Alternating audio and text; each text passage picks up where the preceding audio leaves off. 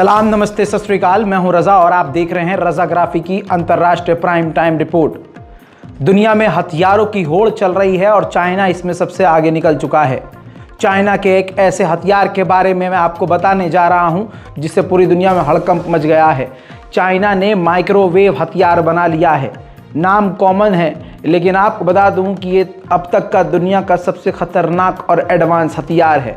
इस वक्त कोई भी देश कभी किसी से लड़ता है, जंग होती है, तो सैटेलाइट का इस्तेमाल सबसे ज़्यादा किया जाता है। हाँ, ऐसे हथियार मौजूद हैं जिन हथियारों के ज़रिए, मिसाइल और रॉकेटों के ज़रिए कोई बहुत सारे ऐसे देश हैं जिनका नाम लेना सही नहीं है, लेकिन अगर बताऊं तो भारत, चाइना समेत अमेरिका, रशिया, बरतानिया, कनाडा के पास ऐसे हथियार हैं जो ज़मीन से अंतरिक्ष में किसी भी सैटेलाइट को तबाह कर सकते हैं, लेकिन रॉकेट के ज़रिए। लेकिन आपको बता दूं कि पलक झपकने से पहले चाइना किसी भी सैटेलाइट को तबाह कर सकता है सबसे तेज़ी से, वो भी माइक्रोवेव हथियार के ज़रिए। जी हाँ, आपकी स्क्रीन पर इस रिपोर्ट को देख लीजिए, जो रिपोर्ट चीन के अखबार की साउथ चाइना पोस्ट की आप खबर देख सकते हैं। चीन ने बना लिया है सैटेलाइट का काल, ज़मीन से माइक्रोवेव के ज़रिए अंतरिक्ष में मचाएगा तबाही। मेरे दोस्तों, यह हथियार हाइपर पावर माइक्रोवेव वेपन है। यह ड्रोन के साथ सैटेलाइट को तबाह कर सकता है। हवा में उड़ने वाले ड्रोन समेत किसी भी सैटेलाइट को पलक झपकने से पहले बर्बाद कर सकता है। मेरे दोस्तों, चीन के वैज्ञानिकों ने यह माइक्रोवेव तोप तैयार की है जो पृथ्वी के चुंबकीय क्षेत्र से 68,000 गुना ज़्यादा मजबूत तरंग निकालकर सैटेलाइट को मारकर गिरा सकते हैं। इस भयानक हथियार को 4 स्टारलिंक इंजनों के जरिए चलाया जाता है और कथित तौर पर इसे एक ट्रक के पीछे फिट किया जा सकता है। चीन यह सब करके अपनी ताकत बढ़ाने में लगा है। आज के समय सैटेलाइट को अंतरिक्ष में ख़त्म करने के लिए मिसाइल का इस्तेमाल किया जाता है, लेकिन अब चीन के पास अब तक का सबसे एडवांस LHC यानी आपको बता दूं लार्ज हैड्रॉन कोलाइडर नाम का हथियार मौजूद है, जिसकी वजह से भारत, अमेरिका समेत पूरी दुनिया को खतरा बढ़ गया है। ताइवान ने जानकारी दी है कि चाइना के 8 जासूसी बलून हमारे आसपास नजर आए हैं जो हमारी जासूसी कर रहे हैं। वहीं श्रीलंका के राष्ट्रपति ने कहा है कि हम चीन के जासूसी जहाज़ों को अपने पोर्ट पर आने की इजाज़त नहीं दे सकते, क्योंकि हमने भारत से वादा किया है। वहीं मेरे दोस्तों, श्रीलंका की हालत इतनी ख़राब है, आप जानते हैं कितनी ख़राब है, लेकिन सीधी बात, भारत को हो रहा है फ़ायदा। भारत के अदानी साहब, अदानी कंपनी श्रीलंका के 3 बड़े अंतर्राष्ट्रीय एयरपोर्ट को संचालित कर सकता है, अपने कब्जे में ले सकता है। मालदीव का भारत के साथ जो पंगा हुआ, वो पंगा ठंडा ना हुआ और अब यही चीज़ बढ़कर बांग्लादेश पहुंच चुकी है। बांग्लादेश में भी भारत यानी इंडिया आउट के नारे लगना शुरू हो गए हैं। शेख हसीना के खिलाफ प्रदर्शन तेज हो चुका है। विपक्ष के लोगों का कहना यह है कि भारत का जितना इन्वॉल्वमेंट बांग्लादेश में है वो ख़त्म होना चाहिए। भारत में चुनाव करीब है, जिसमें मुसलमानों को गिरफ्तार किया जा रहा है, ज़बरदस्ती दंगा करवाया जा रहा है, मुसलमान के नेताओं को और इमाम को गिरफ्तार किया जा रहा है। एक FIR ख़त्म नहीं होती कि दूसरी FIR मौलाना मुफ्ती अजहरी पर की जा रही है। ये साफ दर्शाता है कि मुसलमानों को दबाकर, परेशान करके बहुसंख्यक समाज को मोदी सरकार खुश करना चाह रही है। ऐसे में जब चुनाव का माहौल होता है तो CAA NRC जैसी चीज़ें भी सामने आ जाती हैं और पाकिस्तान भी होने लगता है। लिहाजा पाकिस्तान के बॉर्डर पर चुनावी दौर में 121 भारतीय लड़ाकू विमानों ने पाकिस्तान के बॉर्डर के करीब उड़ान भरकर ड्रिल करी है, जिसमें 15,000 से ज़्यादा भारतीय सेना ने भाग लिया था। इजराइल की एक कंपनी है जिसका नाम है टावर, जो चिप बनाती है।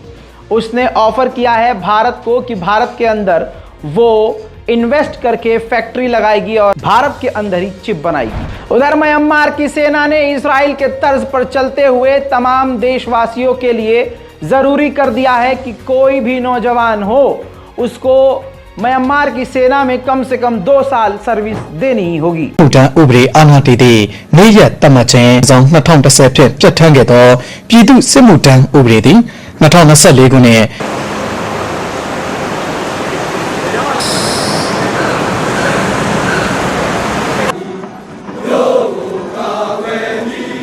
नॉर्थ कोरिया के तानाशाह किम जोंग उंग ने धमकी दी है कि अगर साउथ कोरिया से जंग छिड़ती है तो हम साउथ कोरिया पर पूरी तरह से कब्जा कर लेंगे। कतर के पास मिराज 2000 मॉडल के सैकड़ों फाइटर जेट हैं जो रिटायर हो गए हैं।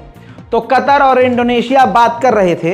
इंडोनेशिया सेकंड हैंड जो मिराज 2000 है फाइटर जेट लेने को तैयार था, लेकिन एंड मूवमेंट पर इंडोनेशिया ने वो सेकेंड हैंड जहाज लेने से इनकार कर दिया। अमेरिका ने चीन के खिलाफ अपने गुआम एयरबेस पर परमाणु बॉम्बर B-52 तैनात कर दिया है। बड़ी खबर यह है कि सीरिया के अंदर IRGC के कई सारे सैनिक जहर की वजह से मारे गए हैं। जी हां, उन्हें धोखे से जहर देकर मारे जाने की खबर आ रही है। ईरान के अंदर माशा अमीनी के नाम पर 2 साल तक दंगा फसाद होता रहा। माशा अमीनी के चचा को न जाने किस जुर्म में अभी क्लियर नहीं हुआ है, ईरान ने 5 साल की सजा सुना दी है। ईरान ने कल अपना रेवोल्यूशन यानी आज़ादी इस्लामिक क्रांति का जश्न मनाया, सेलिब्रेशन किया। पहली बार रिश्ते ठीक होने के बाद सऊदी अरब के किंग और प्रिंस मोहम्मद बिन सलमान दोनों ने ही रिश्ते ठीक होने के बाद मुबारकबाद पेश की है ईरान को। उधर मेरे दोस्तों, ईरान ने इस दौरान अपने नए हथियार, ड्रोन, ताकत, मिसाइलें, तमाम चीजें दिखाई तो दिखाई, और इसके अलावा उसने अपने एडवांस हथियार भी दिखाए, अपनी पूरी ताकत का यानी शक्ति का प्रदर्शन किया। उसके बाद तस्वीर एक और सामने आई जिसमें उसने फिलिस्तीन का झंडा हवा में उड़ाकर फिलिस्तीन को सपोर्ट किया। यूक्रेन ने आधिकारिक तौर पर यह जानकारी दी कि रशिया खुद एलन मस्क के स्टारलिंक सैटेलाइट का इस्तेमाल कर रहा है, दुबई से खरीद कर। दुबई से उसने लाइसेंस वाला स्टारलिंक सैटेलाइट खरीदा है और लाइसेंस के जरिए उसका इस्तेमाल कर रहा है। एलन मस्क ने खुद ट्वीट करके इस बात से इनकार कर दिया है, कह दिया है इसमें कोई सच्चाई नहीं। उधर यूक्रेन के इलाके में रशिया ने खारसन के इलाके में हमला करके बड़ी तबाही मचा दी।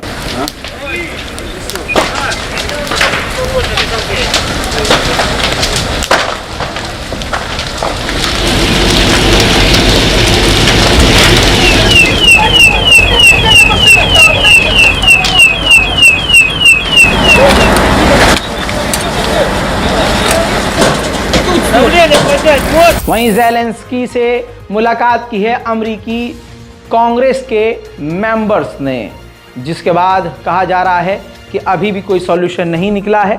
अमेरिका पूरी तरह से यूक्रेन के साथ है। You're coming with a signal for Ukraine, Ukrainian people. We are thankful for two parties. We are very thankful for you. It is consistent with who the American overall funding for the United States, which is always an ongoing debate inside the House and Senate, and it's delayed this year during the course. Military support and budgetary support for the country of Ukraine.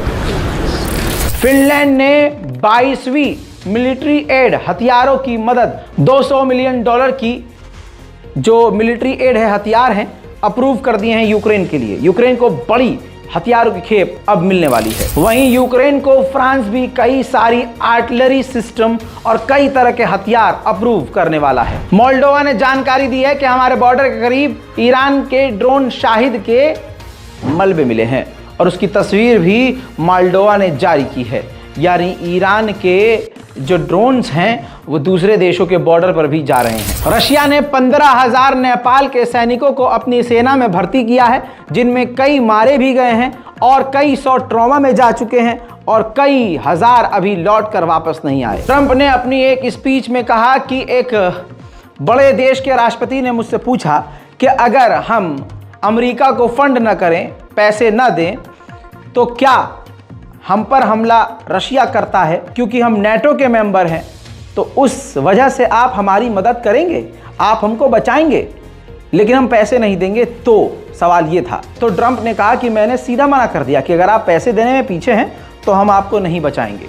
पहले वो बयान सुनिए। The presidents of a big country stood up and said, well, sir, if we don't pay and we're attacked by Russia, will you protect us? I said, you didn't pay? You're delinquent?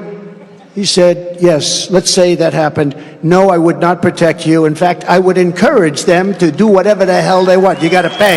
मेरे दोस्तों, Trump के इस बयान के बाद Biden ने insane कहा है, घटिया बयान कहा है। बाइडेन ने कहा कि ट्रंप का यह बेतुका बयान है।